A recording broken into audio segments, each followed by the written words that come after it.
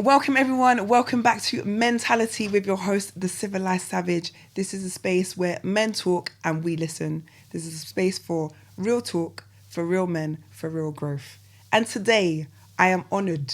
I can't even find the words right now to really speak up this talent that is Woodzy. Hi. Hello, my darling. How are you? I'm good. I mean, I tried to do you justice. I don't know if I did. You did, 100%. Did I? Yeah. Okay. Yeah, 100%. But though, as much as I'm very grateful that I did you justice, can you speak to the people, for the people who don't know who you are, can you let everybody know a little bit about you? Yeah, so Who is Woodzy? My name is Woodzy. I am a flow poet. I've been doing poetry for more than 10 years now.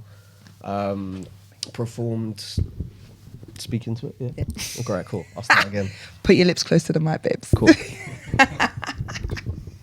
So my name is Woodzy. I am a flow poet. I've been writing more than 10 years. I've been on a BAFTA award-winning TV show, Life and Rhymes, performed at Wembley Arena, and I'm actually just starting a new job as an MC specialist at the first ever Hip Hop Academy in Stratford Breaking Convention, Academy Breaking Convention. My first job properly teaching in a college, and it's the first of its kind, and it starts next week.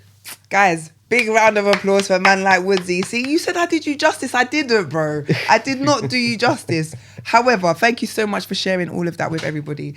So, I know you from poetry, from the poetry scene. I'm a new poet to the scene. You're a very seasoned poet in the scene. I'll take it. But I approached you to come and speak with me for Mentality today because, as you're aware, as a man, there's not many spaces for men to come and speak about manhood, what it is to be a man, without kind of reproach, rebuttal, challenge, dismissal.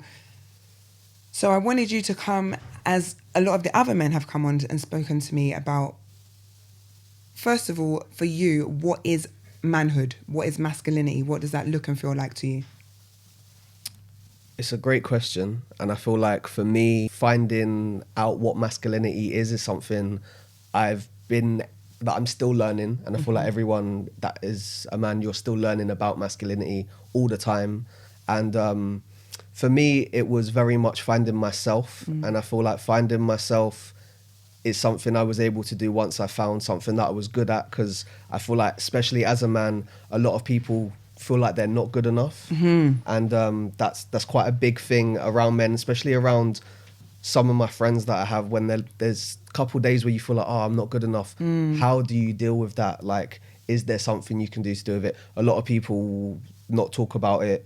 Some people will go to the gym, and it's kind of finding that outlet of being able to, that outlet, I guess. So would it be a wild assumption to kind of say that for you, that outlet has been poetry? Do you think that your poetry has been a way that you have been able to find self and perhaps find a way to connect to your own masculinity? And if so, can you speak to us a little bit about that? Yeah, 100%. So before I found poetry, I didn't really have a knowing of what I was going to do in life. I feel like I hadn't found what my purpose was. And I feel like once I found poetry, I was really able to be in places where I felt like I was able to stand in my purpose. And one of the most important things I did with my poetry is I wrote a poem for one of my friends who at the time had gone through some really personal stuff with his own mental health, nearly lost his life through what he was going through. He launched his own boxing company. It became quite successful. And I wrote a poem to celebrate him being able to get through that part of his journey. From me writing that poem, it got picked up by a TV show in the UK called Life and Rhymes, which was hosted by the late, great Professor Benjamin Zephaniah, who's an absolute legend of poetry. Absolutely.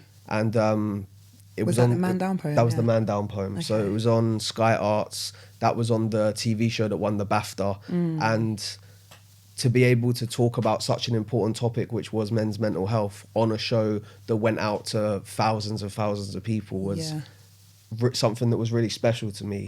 And to this day, it's my most shared video on TikTok. Wow. And over 1,000 something people have done a video to the sound. Wowzers. So they've like learned the poem and done it to camera. Imagine. And for me, the impact of seeing people just the poem respond to it. was incredible. And And with it being so personal to you, because it's about your own friend and a real life situation, a lived experience. Exactly. And if I never wrote the poem for him to celebrate him being able to get through that, I would have never ended up performing it at Wembley Arena. I would have never been able to find all the connections that I found with people online when they've been connecting to it as well. And I feel like what's great about it is like I perform it all the time at shows, and afterwards people always come up to me and there'll be something that they've connected to. It might be something that they've gone through. It might be something that a family member or a friend has gone through. Yeah. And if I'm able to open that connection, I feel like that's such an amazing thing to be able to do through poetry. I love that. So I'm just so overwhelmed about like how impactful that poem has obviously been. Because like you said, not only has it been impactful for you because you got to perform at Wembley Arena, but like you mentioned, the thousands of people who have responded to it. And then obviously the people in the arena who would have heard it. And then you don't know where they've taken that and how that's directed. Like the ripple effect is so huge. And talking about before when you were saying about you weren't sure about your purpose and what that looked like for you, and then you stepped into poetry and then seemingly you have found that. Can you speak to the younger generation, boys coming up now who are possibly in that similar space of not really knowing what their purpose is, or maybe feeling like they have an idea, I might be good at this, I might want to explore that, but for whatever reason, they're not necessarily stepping into that? 100%. I feel like as a young person, it's great to constantly try new things. So, for example, I didn't fall into poetry until I was in my early 20s. Yeah. So when I was at school, I didn't connect with English because I didn't like my English teacher. Okay. So I was like, I'm not going to pay attention. So real for and so I many people. only just scraped getting my English GCSE. Wow. But now I do poetry for a living. Imagine. And get to go into schools and deliver workshops in English lessons about poetry. So the irony. I feel like even if you don't know what you want to do yet, it's fine. And constantly try new things. Like you could have never done rock climbing before you go to do it. And you're like, oh, actually, I'm pretty good at this. Yeah. And then if there's something that you are good at, look at if there's a way you can turn it into a career. So when I was younger, I never thought I would then see people go on to play video games and people watch them, and that's their job. Imagine. That's their job. Imagine. And they're earning a lot of money doing it. A lot of money, yeah.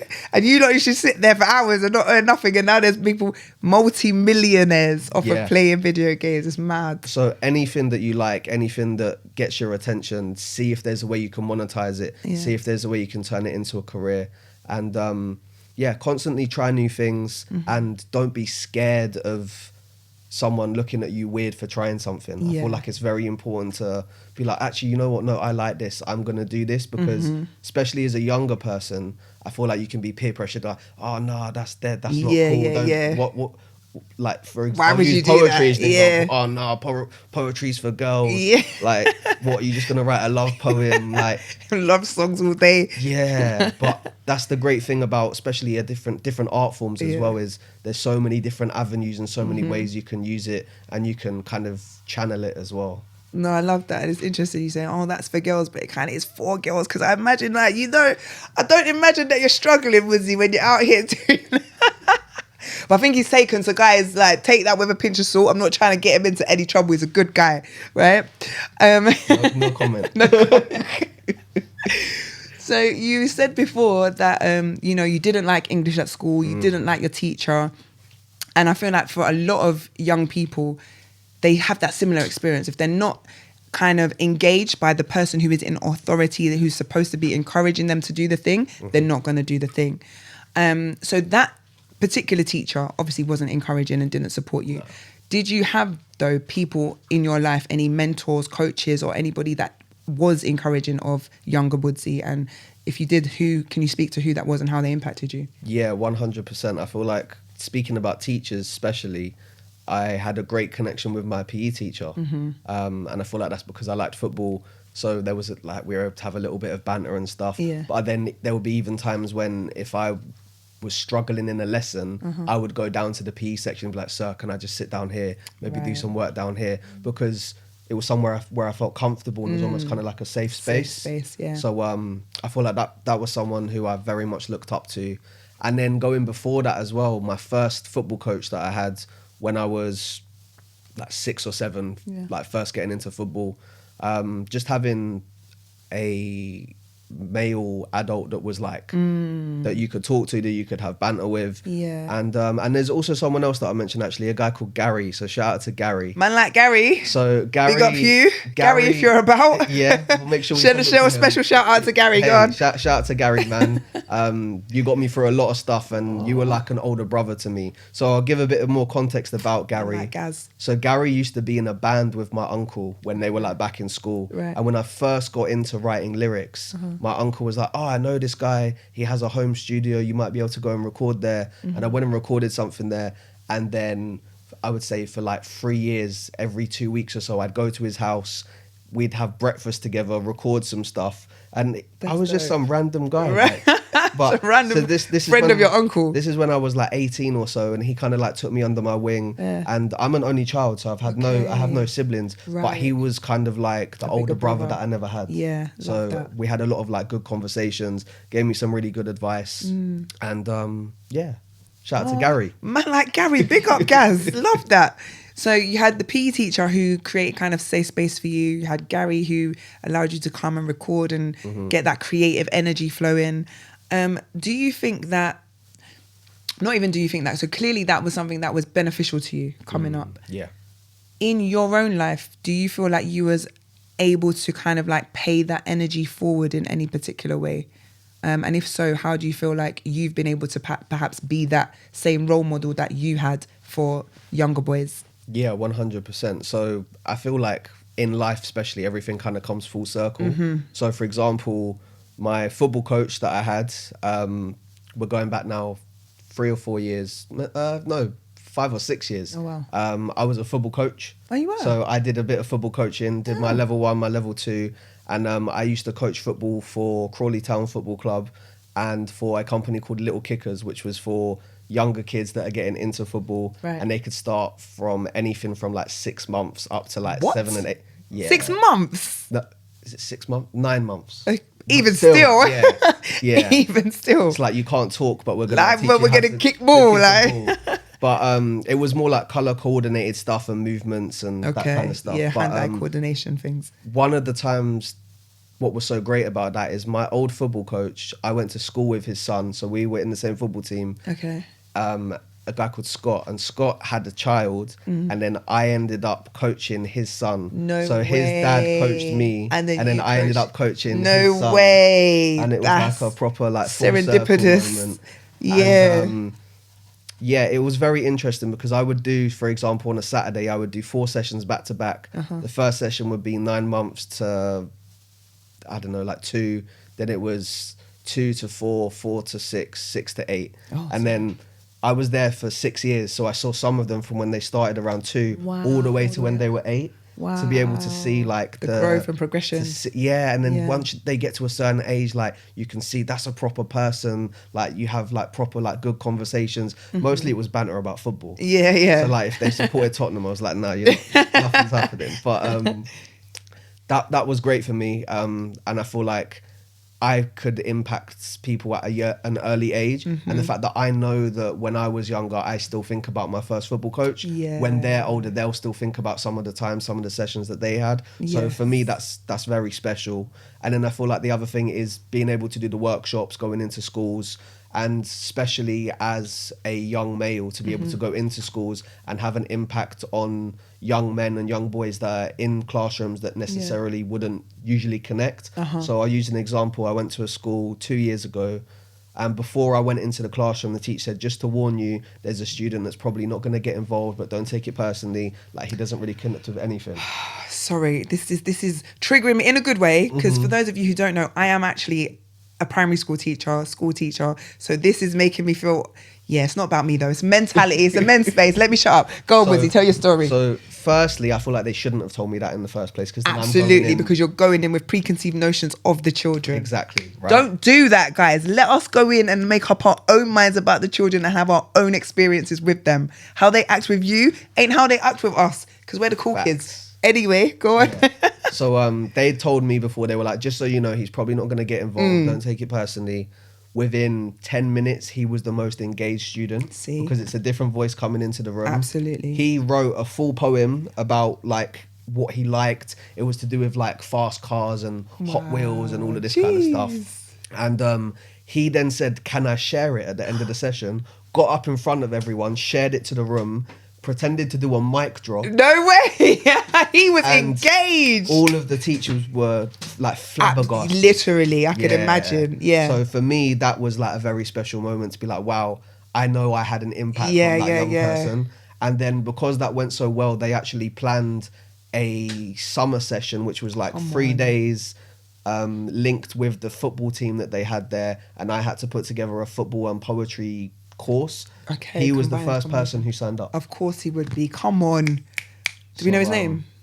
Do you remember? Yeah, but he'll still be a young person. So okay, so we won't. Yeah, okay, yeah, fair. Yeah. Safeguarding, child protection, all the good things. Come on. All right, cool. No, I love that, and I love how, you know, the fact that you obviously had these really impactful male role models in your life, and then you, as you said, you've had that full circle moment where you have now been able to be that role model for somebody else. You're not a dad yet. No. As a only child, so you haven't had any siblings, but you're, I guess, like the caregiver role, because I'm a big sister, yeah, but again, not to make it about me. But as an older sibling, I guess there is like this kind of natural desire to protect and take care of and nurture and kind of develop individuals. As much as you're not a dad yet, but you have had this kind of, I guess, like father-like figure to these younger boys, can you talk to me a little bit about the type of dad you would like to be? That's a great question. It's caught you off guard with that one, Yeah, didn't you I? have. Yeah, stumped him. Love it. There's so many layers to it. But I would like to be someone who my child knows they can depend upon, someone to know that they'd be supported. Yeah. And to know that they'd always be able to talk to me as well. Because I feel like I still have a good relationship with my dad. Love where that. I'm able to talk to him. I don't talk to him about everything, but I more talk to my mum about things actually. Interesting. But I know if I had to speak about something, I would be able to do that. So I think to be able to repeat what my parents have done for me, I'd want to be able to do that and more for my children as well. Love that. Can I explore a little bit? So you just said, and I found it interesting as well, I would like to kind of delve a little bit if we can delve. So you said you do have a good relationship with your dad. Yeah. You speak to your dad about a lot of stuff. However, mum's usually the go-to for majority of stuff. Was that correct? Did I hear that correctly? Yeah.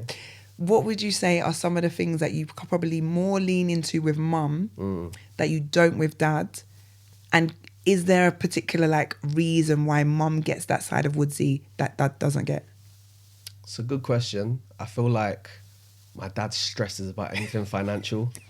So like, and he'll make any conversation about money. Right, And be okay. like, no, but this would need to happen, need to get more money here, and with my mum, she'll be very much more like, no, do what makes you happy. Okay. And yeah, they're very different, but I can tell they both still want the best for me. So because my dad came from no money, so I feel like that's something he will always be like lean into. Yeah, Yeah, because he doesn't want me to have the same experiences struggles that he had. Yeah, 100%. But with my mum, like my mum, I can talk to her about anything. So that's always been something that's really nice for me. Yeah. Do you talk about emotional stuff with dad? Not really. No. But it's But like a not lot a of case guys where I do. feel like Not that you couldn't, but you just, it's not the typical thing for you guys to do. We don't really talk about it. But if it needed to happen, I wouldn't feel a way about talking to him about it. Okay. So more, not to make it as personal, but more in a kind of general, what's your perspective as to why a lot of guys don't have that deeper emotional connection with their dad? Again, not necessarily that they couldn't, but I think most guys would kind of recognize that they just don't have those conversations with their dads. Can you speak to a little bit of why you think that is, generally speaking? I think it's hard for me to do it because I haven't really experienced that. So I feel like it'd be better for somebody who has a harder relationship with their father to speak about it, because that's the lived experience of that. But as someone from the outside looking in, it's a tough one. I feel like it would be like if you haven't had conversations, if there's like, say if someone's dad wasn't around and then there's like built up tension and you haven't had those conversations, resentment, stuff like that. And yeah, it's a tough one because obviously I haven't really experienced that. So I feel like it'd almost be a little bit unfair for me to touch on that. I totally hear that. So you feel like because it isn't a lived experience of yours, it's not really something that you feel kind of like comfortable giving an insight to. And I hear that. I feel like we need to just get more comfortable with saying that we don't know stuff. Like it's all right 100%. To say I don't really have an insight on this, so I'm actually going to reserve space for commentary, because I feel like too often we just want to fill space with words and sound like we know stuff. And it's all right to be like, I don't actually know. I think it might be better for me to just sit with that one for a little bit and maybe come back to you. And sometimes people talk a lot about something they have no idea about. No idea. So this is what I'm saying. I'm bigging up you for being like, listen, I it's not my lived experience. Someone else might be better able to give you an insight on that. So thank you for that. That's that right. Open, that transparency, Woods. At the top of the episode, or midway, we spoke about that really impactful poem that you did that got you to Wembley Arena, that reached out to all of those people, that was kind of based on your friend's real life lived experience, titled Man Down. I would really love, and I'm sure the mentality audience would really love, to potentially hear a bit of Man Down. Do you think that we could do that today? Yeah, 100%. Yeah? We could do that. So again, just a brief recap. It was about your friend who was going through some serious depression, attempted to take their life. Yeah. Attempted to take his life, nearly lost his life through what he was going through. Luckily, he got to the other side of it, launched his own boxing company, which became successful. And at the time, I wrote this poem to celebrate him being able to get through that part of his journey. Yeah, so it's more triumph more than anything. Yeah, it's so when you hear the poem, you'll get the journey of the poem, definitely. I love that. Is that something that you're open to sharing? Yeah, 100%. Let's do you want me to do it now? Yeah, let's do it. I was always in the corner but never in the ring. But now this is my call in mental health, I'm answering, I'm in. Now you got me on the line, but never had me on the ropes. It's an uphill battle and I'm coping with the slopes. Taking more steps, making progress, I'm focused. I'm training all the time from being so stressed, emotions just playing on my mind. I don't think that I'm depressed, but I know that I'm not happy. Just because I'm smiling on the outside doesn't mean inside that I'm not angry. Because I am, and I do feel down. Sometimes I just want to scream and say it out loud. But you know what it's like? That's not allowed. You're a man, be proud. They'll be telling you man up. Until they're screaming man down. Saying, why didn't he speak up? Because you put the man down. Man down, man down, man down. Suicide is on the rise and they're surprised by the figures. Well, numbers don't lie like the smiles in your pictures. You've been soul searching till you're itching all the blisters. Put a filter on your feelings, hear them screaming in the distance. Man down, man down, man down. Have you ever been down in the depths of a dark place? Where the silence is so loud you can hear your heart race. It's like you're in a car chase, but the lights are on red. Partaking, heartache, text sent left on red. Going from missed out to missed calls to missing to I missed them. You can't put a filter on your feelings. Hear them screaming in the distance. Man down. Man down, man down. Now I'm trying, I'm training, I'm taking my time and I'm testing my brain and my body. I'm aiming for heights from the lows and I'm focused on goals, on my growth. So let's go and we'll grow and we'll learn and we'll turn it around. Hear the sound of a smile in my voice. When I'm speaking for a while, I was down but never out, and now I'm proud of how I'm feeling. And now I'm breathing. This is more than boxing.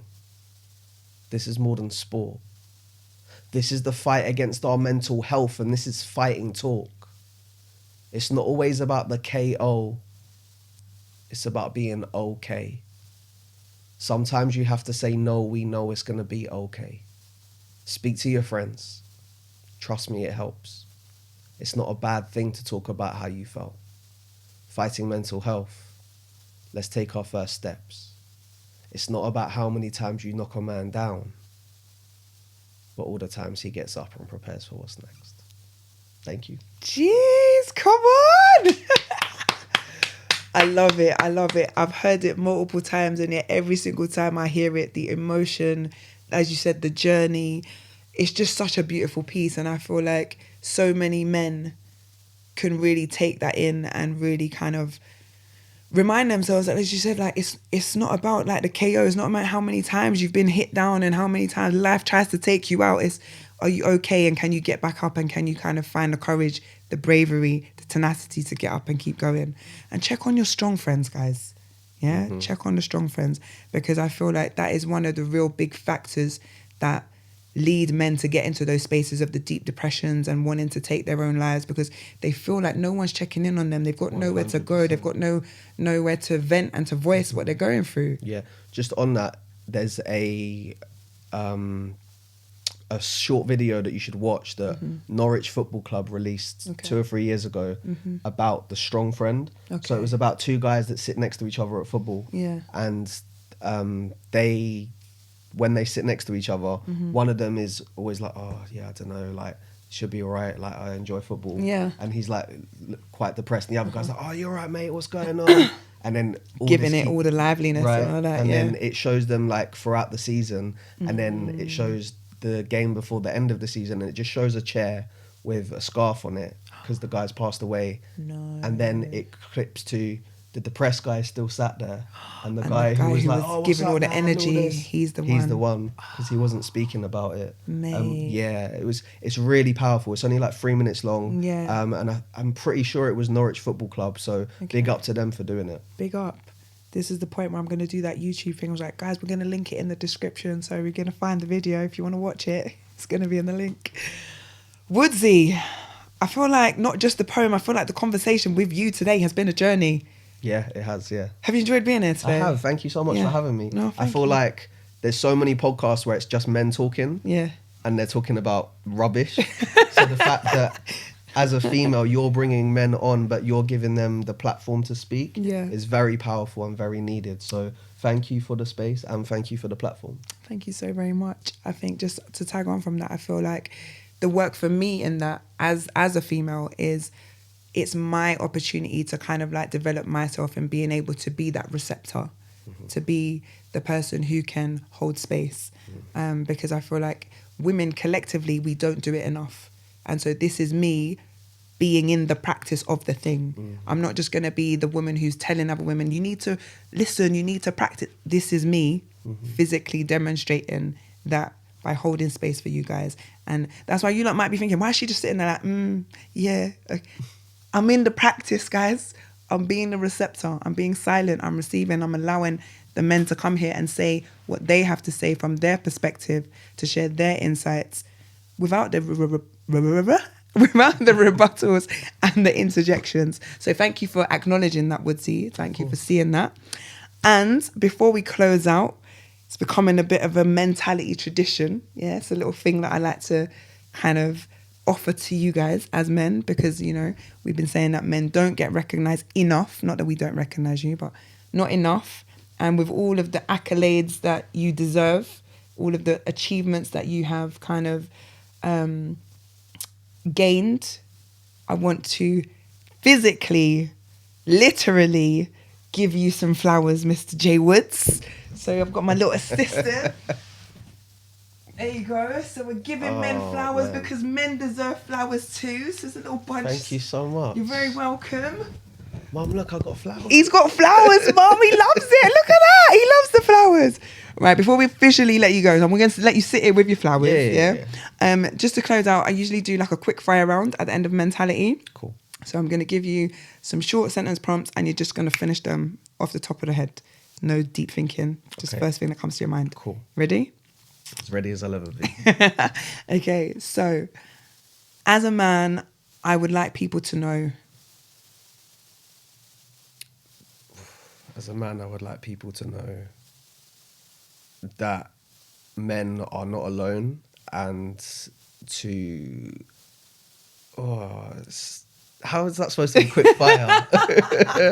I would like people to know, as a man, I would like people to know that men can be vulnerable, men can be emotional, and the men that you don't think are, they're the ones you should check up on. Love that. Okay. The biggest wound men have to heal is Past trauma and their own ego. come on, Woods. Come on, he's locked in now. Look, he's in the zone now. He's in the zone. All right, I'm only going to give you one more because I don't want it to All be right, too much. yeah, Just yeah, one more. yeah. Okay. For me as a man, love looks like Love looks like being able to be yourself and feeling loved, and love looks like safety, and it looks like a positive future. love that. Good with that? Yeah, I'm good with Yeah. that. Yeah. Pressure's off now. All right, cool. Love that. Okay, so that's quick fire over. Cool. You've got your flowers. Yes, thank you so much. You're so very welcome. Thank you for being here with me today. So this has been Woodzy. I have been the Civilized Savage. This is Mentality. Come back and join us for our next episode. Thanks. We're out.